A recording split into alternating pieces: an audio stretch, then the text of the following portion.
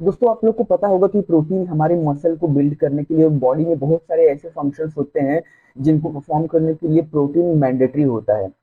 पर एक्चुअली कितना amount of protein हमें लेना चाहिए इन द सेंस कि एक मील में हमारे मील में कितना प्रोटीन होना चाहिए उसके बारे में आज इस वीडियो में बात करेंगे। तो नमस्कार दोस्तों, फिटमानोस यूट्यूब चैनल पे आपका बहुत बहुत स्वागत है। इस चैनल पे मैं आपको nutrition regarding, exercise regarding, muscle loss, muscle building, fat loss से रिलेटेड बहुत ही टिप्स एंड ट्रिक्स देता हूँ, बहुत ही लोगों को एजुकेट करता हूँ। तो आप इस चैनल को सब्सक्राइब कर लीजिए और इस वीडियो को, अगर ये वीडियो अच्छा लगे तो इस वीडियो को लाइक भी कर दीजिएगा।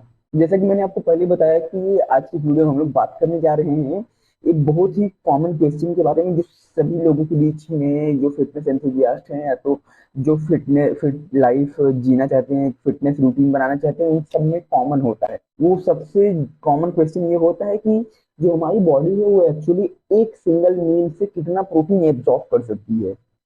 मतलब अगर हम लोग ने एक बार कोई मील कंज्यूम किया वन सिटिंग में, तो उस मील से हमारी बॉडी कितना अमाउंट ऑफ प्रोटीन को एफिशिएंटली एब्जॉर्ब कर सकती है। तो इस वीडियो में उसी के बारे में चर्चा करेंगे, हमारी बॉडी एब्जॉर्ब कर सकती है कितना, हमें एक सिटिंग में प्रोटीन लेना चाहिए। नंबर है, लॉजिक है, कोई रिसर्च? देखिए, जो इसका आंसर है ना कि हमारी बॉडी एक सिंगल मील से कितना प्रोटीन एब्जॉर्ब कर सकती है, इसका कोई एक सिंपल स्ट्रेट फॉरवर्ड आंसर नहीं है। कि देखिए, बहुत सारे फैक्टर्स होते हैं जो प्रोटीन के एब्जॉर्प्शन को इफेक्ट करते हैं, जैसे कि प्रोटीन की क्वालिटी, प्रोटीन का टाइप और किस टाइमिंग पे वो पर्सन प्रोटीन ले रहा है, कंज्यूम कर रहा है। इसके अलावा जेनेटिक इंडिविजुअल डिफरेंसेस, कुछ जेनेटिक डिफरेंसेस भी इस प्रोसेस को हैम्पर कर सकते हैं, मतलब वेरी कर सकते हैं। इसके अलावा एज हो गया, फिर एक्टिविटी लेवल हो गया। तो ये सब जो पांच छह फैक्टर्स होते हैं, ये प्रोटीन के एब्जॉर्प्शन रेट को डिटरमाइन करते हैं। तो इस वीडियो में हम लोग प्रोटीन एब्जॉर्प्शन को लेके भी डिस्कस करेंगे, और साथ ही साथ आप अपनी मील को कैसे ऑप्टिमाइज कर सकते, ताकि जो आपका फिटनेस गोल है वो आप as soon as possible achieve कर सकें। तो अब मेन पॉइंट स्टार्ट होता है। तो हमारा क्वेश्चन क्या था कि हमारी बॉडी एक सिंगल मील से कितना अमाउंट ऑफ प्रोटीन एब्जॉर्ब कर सकती है। देखिए, सबसे पहले आपको एक बात समझनी होगी कि ये प्रोटीन एब्जॉर्प्शन होता है और प्रोटीन डाइजेशन होता है, ये दो अलग अलग डिफरेंट डिफरेंट प्रोसेसेस होते हैं। देखिए, जो प्रोटीन डाइजेशन होता है ये एक प्रोसेस होता है जिसमें आप किसी भी प्रोटीन रिच फूड को कंज्यूम करते हैं, तो वो protein rich food break down होता है अमीनो एसिड्स में। और वही जो ये एब्जॉर्प्शन होता है, ये होता है आपके अमीनो एसिड्स को जो ब्रेक डाउन हो गए हैं, डाइजेस्ट हो गए हों, इन अमीनो एसिड्स को आपके गट से ट्रांसफर करके आपके ब्लड स्ट्रीम में लेके जाना। अमीनो एसिड्स का पर्पज है उसको वो वर्क कर सके हमारी बॉडी। तो ये बेसिक डिफरेंस था प्रोटीन एब्जॉर्प्शन और प्रोटीन डाइजेशन में। देखिए, जो प्रोटीन डाइजेशन का प्रोसेस होता है ना, वो हमारे मुंह से स्टार्ट हो जाता है। जब हम खाने चबाते हैं तो हमारे सलाइवा में कुछ एंजाइम्स होते हैं जो हमारे उस फूड को मुंह में ही ब्रेक डाउन करना स्टार्ट कर देते हैं, और साथ ही साथ हम बड़े पीस ऑफ फूड को छोटे छोटे स्मॉलर पार्ट्स में अपने माउथ में ही तोड़ देते हैं। फिर उसके बाद जो हमारा फूड होता है, हमारे फूड पाइप से होके हमारे स्टमक में जाता है। हमारे स्टमक में हाइड्रोक्लोरिक एसिड होता है और साथ ही एक एंजाइम होता है पेप्सिन। ये दोनों कंबाइन होकर उसको फर्दर ब्रेक डाउन करते हैं। फिर वो ब्रेक डाउन होने के बाद हमारे स्मॉल इंटेस्टाइन में जाता है, जहाँ एक एंजाइम होता है प्रोटीएज, जो कि आपके पैनक्रियाज से रिलीज होता है, और एक बाइल जो कि आपके लीवर से रिलीज होता है। तो वो दोनों एंजाइम मिलके प्रोटीन को डाइजेस्ट करते हैं अमीनो एसिड में, प्रोटीन को अमीनो एसिड्स में कन्वर्ट करते हैं। फाइनली अब ये जो हमारे अमीनो एसिड्स है वो हमारे स्मॉल इंटेस्टाइन की जो लाइनिंग होती है, वॉल्स होती है, उससे एब्जॉर्ब होते हैं और हमारे ब्लड स्ट्रीम में एंटर होते हैं। ब्लड स्ट्रीम में एंटर होने के बाद वो हमारे टिश्यूज और ऑर्गन्स तक पहुंचते हैं। देखिए, जो रेट होता है ना प्रोटीन एब्जॉर्प्शन और प्रोटीन डाइजेशन का,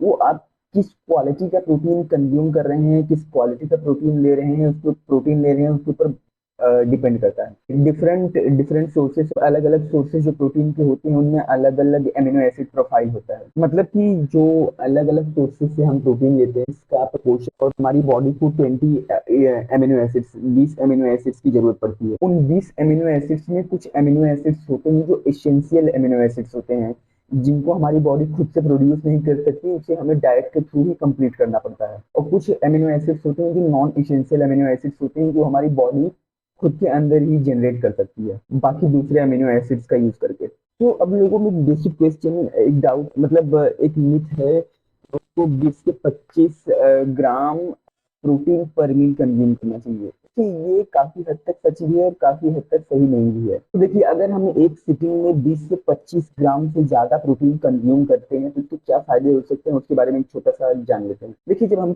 प्रोटीन रिच फूड कंज्यूम करते हैं ना, तो हमारा जो पेट है ना, वो जल्दी भरता है, और हमें वो जो बार बार क्रेविंग होती है ना खाने को लेके, जो कि मेन रीजन है हमारे ओबेसिटी का, वेट बढ़ने का, वो कम हो जाता है। और साथ ही साथ जो प्रोटीन होता है, उसका जो थर्मिक इफेक्ट है वो ज्यादा होता है कार्ब्स और फैट के कंपैरिजन में। यानी कि थर्मिक इफेक्ट क्या होता है? थर्मिक इफेक्ट होता है कि जो भी हम फूड कंज्यूम कर रहे हैं, उसको डाइजेस्ट करने में कितना अमाउंट ऑफ एनर्जी यूज हो रही है। यानी कि जो प्रोटीन होता है ना, उसको डाइजेस्ट और एब्जॉर्ब करने के लिए बॉडी को ज्यादा कैलोरीज बर्न करनी पड़ती है। और साथ ही साथ जो हमारा प्रोटीन होता है ना, वो हमारे मसल लॉस और मसल डैमेज जो हुआ रहता है उसको रिपेयर करता है। तो फिर वही सवाल आ जाता है कि जो हमें प्रोटीन है, एक मील में कितना प्रोटीन कंज्यूम करना चाहिए? देखिए, इस सवाल का जवाब ये आपके बॉडी वेट पे, आपके एक्टिविटी लेवल पे, आपके एज, आपके सेक्स, गोल्डन, आपको जनरली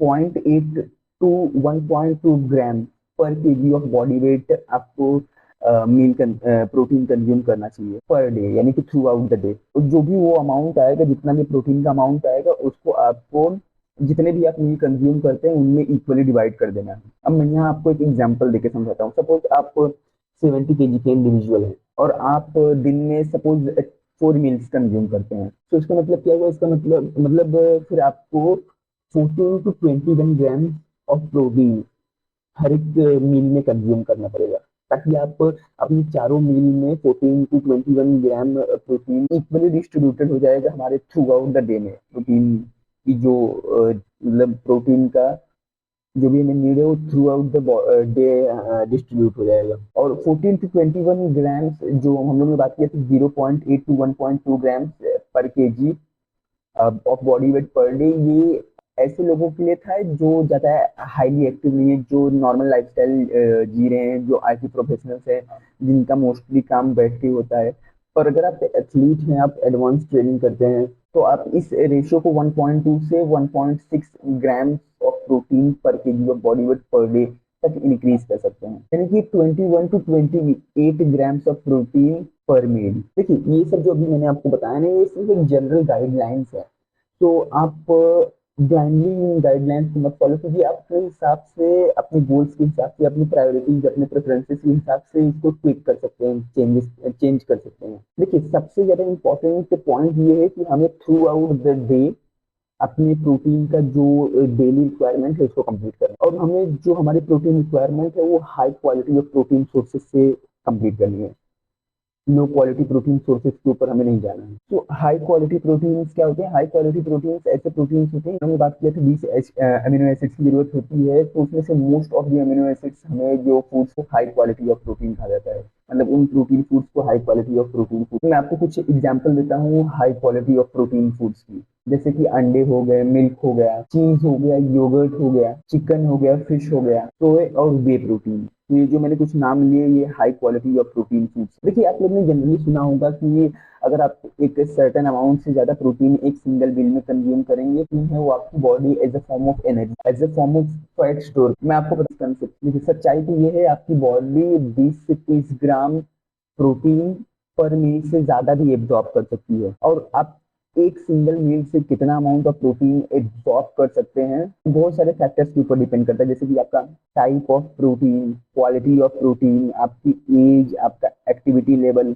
और इंडिविजुअल डिफरेंसेस के ऊपर भी। देखिए, एक जो मेन फैक्टर है जो प्रोटीन के एब्जॉर्प्शन को डिटरमाइन करता है, वो होता है कि आपकी बॉडी में किस रेट से प्रोटीन डाइजेस्ट हो रहा है। देखिए, जो डिफरेंट टाइप्स ऑफ प्रोटीन होते हैं, उनका जो डाइजेशन रेट होता है वो डिफरेंट डिफरेंट होता है। इसका मतलब ये है कि कुछ प्रोटीन सोर्सेज जो होते हैं वो जल्दी डाइजेस्ट होके एब्जॉर्ब होके आपके ब्लड स्ट्रीम में चले जाते हैं, और कुछ प्रोटीन होते हैं जो स्लोली डाइजेस्ट होते हैं, धीरे धीरे आपके ब्लड स्ट्रीम में रिलीज हो रहे होते हैं। फॉर एग्जाम्पल, जो वे प्रोटीन होता है वो एक फास्ट डाइजेस्टिंग प्रोटीन होता है। यानी कि जैसे ही आप वे प्रोटीन कंज्यूम करते हैं, कुछ ही घंटों के अंदर वो डाइजेस्ट होकर आपके ब्लड स्ट्रीम में पहुंच जाता है। और जो केसीन प्रोटीन होता है ये एक स्लो डाइजेस्टिंग प्रोटीन होता है, और ये casein protein up to 7 hours ले सकता है डाइजेस्ट होकर आपके ब्लड स्ट्रीम में। देखिए जो प्रोटीन का डाइजेशन रेट होता है ना, यानी कि किस रेट से आपका प्रोटीन डाइजेस्ट हो रहा है, आपके जो प्रोटीन आपके मसल बिल्डिंग के लिए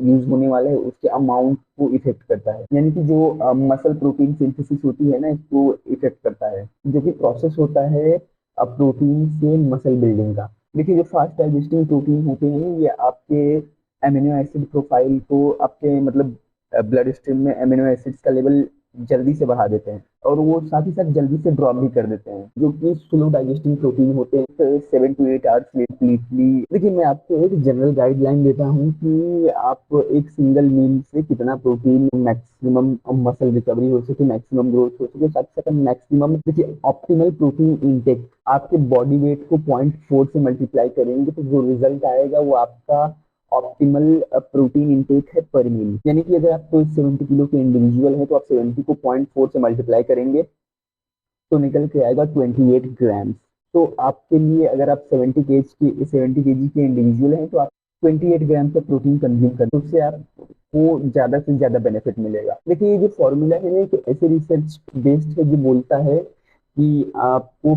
0.4 ग्राम ऑफ प्रोटीन पर किलोग्राम ऑफ बॉडी वेट पर मील मसल प्रोटीन सिंथेसिस को मैक्सिमाइज करने के लिए। और आप अपने नीड्स और प्रेफरेंसेस के हिसाब से, आप अपने लाइफस्टाइल के हिसाब से अब इस फॉर्मूले को थोड़ा बहुत ट्विक। तो इस पूरे वीडियो का समरी ये है कि जो प्रोटीन होता है एक वाइटल मैक्रोन्यूट्रिएंट होता है आपके हेल्थ और फिटनेस के लिए। आपका एम होना चाहिए एक सिंगल मील के ऊपर फोकस कर ना करके आपको थ्रू आउट द डे अपने प्रोटीन जो कोटा है उसको कंप्लीट करना चाहिए। आपकी बॉडी एक सिंगल मील से कितना अमाउंट ऑफ प्रोटीन एब्जॉर्ब करेगी बहुत सारे डिफरेंट फैक्टर्स के ऊपर डिपेंड करता है, और यहाँ कोई एक स्पेसिफिक नंबर नहीं है कितना अमाउंट ऑफ प्रोटीन आप 0.4 ग्राम पर बॉडी वेट आपको उस प्रोपर को यूटिलाइज कर। उम्मीद करता हूँ कि आपको ये लंबा वीडियो पसंद आया रहेगा, समझ में आया रहेगा कि आपको एक सिटिंग में कितना अमाउंट ऑफ प्रोटीन लेना चाहिए। अगर आपको कोई भी health, fitness, nutrition, weight loss,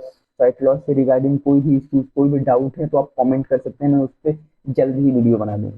साथ ही साथ ये सब जो मैंने आपको ज्ञान दिया है ये किन किन सोर्सेस दिया मैं आपको अपने वीडियो के डिस्क्रिप्शन में दे दूंगा, तो आप उन सोर्सेस पे जाके और इन डेप्थ स्टडी कर सकते हैं। तो मिलते हैं किसी नेक्स्ट वीडियो में, तब तक के लिए टाटा बाय बाय, जय हिंद।